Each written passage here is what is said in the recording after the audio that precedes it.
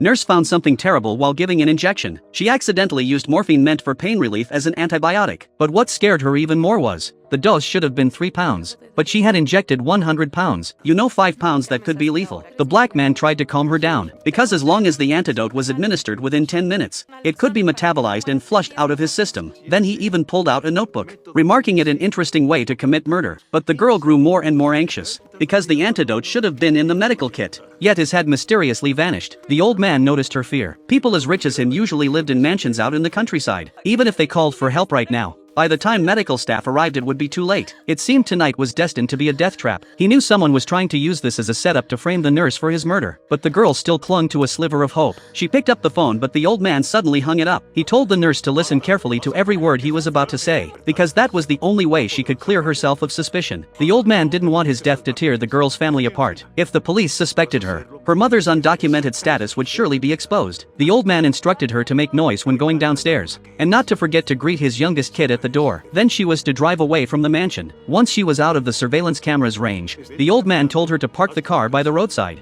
then sneak back into the mansion through the back gate. Dogs knew her so they wouldn't bark, but to avoid being seen, she had to climb back up to the 3rd floor using the trellis outside the wall. Yet she accidentally snapped part of it. When she finally got back inside, the old man gave her his pajamas and hat to wear. He knew his youngest son would still be out smoking at that time, and this way the son would mistake her for his father. That would give her an alibi, enough to clear her as the prime suspect. But the girl had one fatal flaw. She would throw up every time she lied, so the old man advised her not to lie then. She could just tell part of the truth. After that the girl retraced her steps and left the mansion again. But just as she got downstairs, she bumped into the family's youngest girl. Luckily the old girl's eyesight was poor, and she mistook the girl for her grandson, asking why he was back again. Under the cover of night, the girl finally made it home. But the next morning when the butler opened the door, she found the old man's throat had been slit, and a bloodied knife lay on the floor. Since the old man was a famous writer, news of his death quickly made headlines. The police initially ruled it a suicide, but the girl still lived in fear every day. One day she received a phone call. He said the old man had been buried. The police still needed to ask everyone some questions,